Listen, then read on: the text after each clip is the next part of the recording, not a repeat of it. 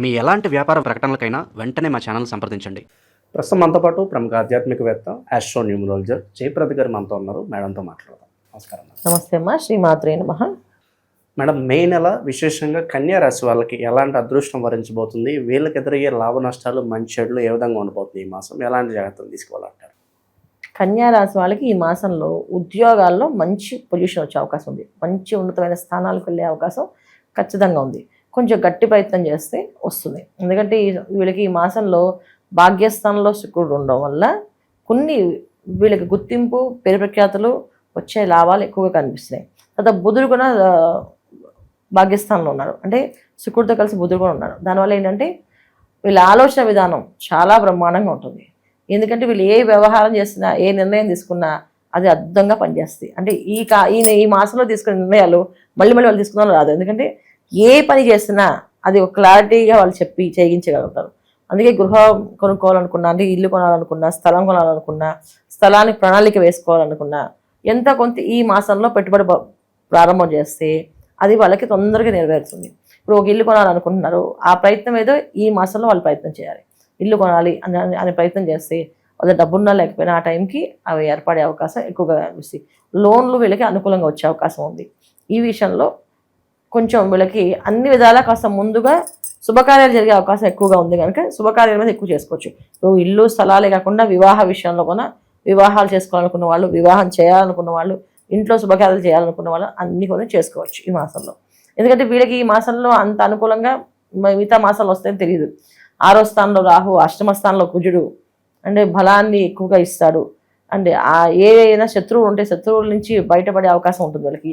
శత్రు జయాన్ని ఇస్తాడు. శత్రు జయం అంటే శత్రువుల వల్ల వచ్చే బాధలు, ఏమైనా వాళ్ళు పీడిస్తున్నారా సరే అక్కడి నుంచి బయటపడతారు. కొంతమంది బ్లాక్మెయిల్ చేస్తుంటారు వాళ్ళని, ఆ బ్లాక్మెయిల్ నుంచి బయటపడే అవకాశం ఉంటుంది. డబ్బు వెళ్ళి ఇవ్వకుండా ఇబ్బంది పడుతుంటారు, ఆ డబ్బు వచ్చే అవకాశం ఉంటుంది. వీళ్ళు ఏదైనా నిర్ణయం తీసుకుంటే అది వాళ్ళకి ఖచ్చితంగా ఫలిస్తుంది. ఇప్పుడు దాకా ఏదైనా నిర్ణయం తీసుకోవాలనుకుంటే అమ్మో అది మనకి ఫలించదో, ఒకవేళ అది ఏదైనా రివర్స్ అయితే మనకేమైనా ఇబ్బంది అవుతుందేమో. వాళ్ళ సలహాలు తీసుకున్నా మంచిదే అంటారు. వీళ్ళ సలహాలు వీళ్ళు ఎవరికి సలహా ఇచ్చినా వాళ్ళకి బాగుంటుంది. వీళ్ళ సలహాలు వీళ్ళకి పనికి వస్తాయి. అంటే ఇప్పుడు దాకా ఏంటంటే వీళ్ళ సలహాలు వీళ్ళకి పనిచేయవు. వీళ్ళు ఏదైనా ప్లాన్ వేసుకున్నారు, అది వాళ్ళకి ఫెయిల్ అవుతుంది. కానీ ఈ మాసంలో వీళ్ళు ప్లాన్ వేసుకున్నారు, ఖచ్చితంగా సక్సెస్ అవుతుంది. ఖచ్చితంగా ఆ పని ప్రకారం ఆ ప్రణాళిక వేసుకుని వెళ్తే 100% వీళ్ళకి అనుకూలంగా జరుగుతుంది. ముఖ్యంగా గవర్నమెంట్ సంబంధించిన టెండర్లు కానీ వాటిల్లో ఉంటే వీళ్ళు ఎవరైనా కన్యారాశి వాళ్ళు టెండర్స్ వీళ్ళకి ఈజీగా అనుకూలంగా వస్తాయి. ఏదైనా టెండర్ వేసారా అది వీళ్ళకి ఖచ్చితంగా జాక్పాట్లా కొడుతుంది. ఇది ఈ మాసంలో వీళ్ళు తెలుసుకోవాల్సిన మెయిన్ ముఖ్యమైన విషయాలు. ఇక నార్మల్గా చేసే ఉద్యోగాలకి కానీ వ్యాపారాలు కానీ నార్మల్గానే ఉంది, అంత పెద్ద గొప్పగా లేదు, అలాగే తక్కువ లేదు. ఉద్యోగంలో ప్రమోషన్ ప్రయత్నం చేస్తే ప్రమోషన్ వచ్చే అవకాశం ఉంది. ప్రమోషన్ వచ్చే అవకాశం ఉంటే చేయాలి ప్రయత్నం, లేకపోతే నార్మల్ చేసుకుంటూ వెళ్తే దానికి ఉద్యోగాల్లో కానీ విద్యార్థులు కానీ వీళ్ళందరికీ ఈ మాసంలో అనుకూలంగానే ఉంది, ప్రతికూలంగా అయితే ఏమీ లేదు. దాంట్లో ఇబ్బందికరమైన విషయాల్లో ఏవైనా ఉన్నాయి అంటే సంతానం వల్ల ఇబ్బంది వీళ్ళకి. కన్యారాశి వాళ్ళ సంతానం ఎవరైతే ఉన్నారో వాళ్ళ వల్ల కాస్తంత ఇబ్బందులు జరిగే అవకాశం ఉంది.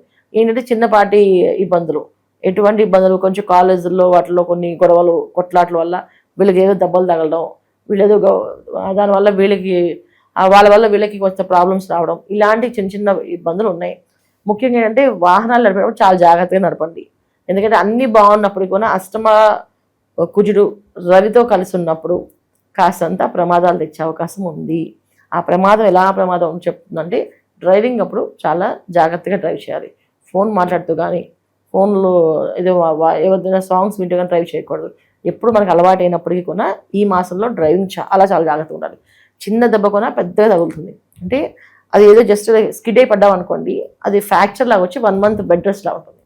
అదొక్క ప్రమాదం ఉంది ఈ మాసంలో. ఎందుకంటే అష్టమ స్థానంలో ఎప్పుడైనా కుజుడు ఉంటే ఖచ్చితంగా ప్రమాదాలకి మనం ఎదురెళ్ళినట్టే, ప్రమాదాలు మనతో పాటు నడుస్తున్నట్టే, ప్రమాదాలు మనతో పాటు ఉన్నట్టే. అందుకని ముఖ్యంగా వాహనాలు చాలా జాగ్రత్తగా ఉండాలి. వీలైతే డ్రైవర్లు ఉంటే డ్రైవర్ని డ్రైవ్ చేయమని చెప్పి ప్రశాంతంగా కూర్చోవడం చాలా అవసరం, ముఖ్యం. ఇంట్లో వాతావరణం ఏ విధంగా ఉంటుందంటారు? ఇంట్లో వ్యవహారాలన్నీ కూడా నార్మల్గానే ఉంటాయి. ఎందుకంటే మనం అనుకున్నట్టు వృత్తి, ఉద్యోగాలు, వ్యాపారాలు, ఇంట్లో ఉన్న సమాజం ఎటువంటివైనా అన్నీ నార్మల్గా ఉంటాయి. ఇంకోటి ఏంటంటే వీళ్ళకి ఒకే ఒక అదృష్టం ఏంటంటే గృహం సంబంధించిన ఏదైనా ప్రయత్నం చేస్తే ఖచ్చితంగా మంచి ఇల్లు దొరుకుతుంది. ఇల్లు కానీ అయితే వివాహ ప్రయత్నం చేస్తే వివాహం అయ్యే అవకాశం కానీ ఇలాంటివి 100% వీళ్ళకి జరిగే అవకాశం ఎక్కువగా ఉంది.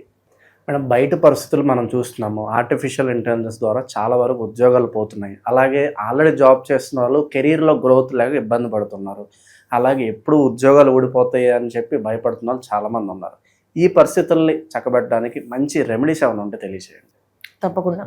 అంటే ఇప్పుడు పరిహారాలు చేయడంలో ఒక పద్ధతి అయితే, నా ఉద్దేశం ఏంటంటే ఎప్పుడు కొన మనిషి ఒక మనస్తత్వం ఎలా ఉండాలి అంటే వాళ్ళందరూ వాళ్ళు రియలైజేషన్ ఉండాలి. ఎప్పుడు కొన ఏ పనైనా ఏ వ్యవహారమైనా ఇప్పుడు ఉద్యోగాలు పోతున్నాయి, ఉద్యోగాలకు పరిహారమే కావాలి ఖచ్చితంగా అంటే నేను చెప్పేది ఏంటంటే ఉద్యోగం అనేది ఏంటది ఒక యోగం. అంటే యోగాలు ఇచ్చేవాళ్ళు ఎవరు మనకి? శుక్రుడు అధిపతి. ఆ శుక్రుడు అధిపతి ఉండడం వల్ల శుక్రుడు ఒక అనుగ్రహం కావాలి అంటే స్త్రీలను ఎక్కువ గౌరవించడము, స్త్రీలతో ఎటువంటి ఇబ్బందులు పెట్టకుండా, స్త్రీలతో ఎటువంటి అసభ్యపరమైన పనులు చేయకుండా ఉంటే వీళ్ళకి కలిసి వస్తుంది. అయితే ముఖ్యంగా స్త్రీలు అంటే ఎవరెవరు ఉండే వీళ్ళకి ముఖ్యంగా తల్లి, భార్య, తర్వాత చెల్లెలు, వీళ్ళు ముగ్గురు ఉంటారు ముఖ్యంగా. ఈ వీళ్ళ ముగ్గురిని ఏమి అనుకుని ఉంటే ఎవరికైనా సరే ఉద్యోగాలు పోవు. ఇది ఒక పరిహారం. చాలామంది ఏ రెమెడీ చేయాలంటారు, కానీ వాళ్ళని ఊరికే సతాయిస్తుంటారు, సరదాగా ఏడిపిస్తుంటారు చెల్లెల్ని, అక్కల్ని సరదాగా ఏడిపిస్తే వాళ్ళు ఏమవుతుందండి. కానీ వాళ్ళకి ఎంత సరదా ఉన్నప్పటికీ వాళ్ళ మానసికమైన పరిస్థితి కొంత మనసులో కాస్త బాధపడితే అది వాళ్ళకి తగులుతుంది. అలాగే తల్లితోటి పోట్లాడకూడదు. వీళ్ళు పోట్లాడకుండా వాళ్ళు చెప్పినట్టు సరే అమ్మా చేద్దాం అని అనుకూలం చేద్దాం అని సౌమ్యంగా మాట్లాడితే ఖచ్చితంగా ఉద్యోగాలు నిలబడతాయి. తర్వాత భార్యాభర్తల మధ్యలో భార్యని హీనంగా మాట్లాడినా కాస్త నీకేం తెలియదు నోరు మూసుకుంటని చెప్పేసి మాట్లాడితే కూడా పోయే అవకాశాలు ఎక్కువ ఉన్నాయి. సో ముఖ్యంగా చేయాల్సిందండి స్త్రీని ఎక్కువగా వీళ్ళు గౌరవించడం వల్ల వీళ్ళకి వస్తాయి. ఇది ఎటువంటి స్త్రీలకి ఏంటి, మిగతా బయట జరిగే స్త్రీలకు కాదు, ఓన్లీ ఇంట్లో వాళ్ళకి మాత్రం ఈ ప్రాధాన్యత వీళ్ళు ఇవ్వగలిగితే ఉద్యోగాలు ఖచ్చితంగా నిలబడతాయి. ఇది పెద్ద పరిహారం వీళ్ళకి. వీళ్ళు మౌనంగా ఇంట్లో సౌమ్యంగా మాట్లాడడమే వీళ్ళకి పెద్ద టాస్క్. అది చేయగలిగితే అదృష్టవంతులే. ఇక దైవాదృష్టంలో ఉద్యోగం అంటే ఏంటంటే మనకి ఎప్పుడు కూడా అధికారంగా అగ్నితత్వమైన రాశి కుజుడు ఒక అధికారం ఉంటేనే డబ్బు సంపాదిస్తారు. ఎవరికైనా సరే జాతకంలో కుజుడు ఏ భావంలో ఉన్నారో ఆ భావానికి గురువు అధిపతి ఉండి గురువు వీక్షణ ఉన్నప్పటికీ డబ్బు బాగా సంపాదిస్తారు వాళ్ళు.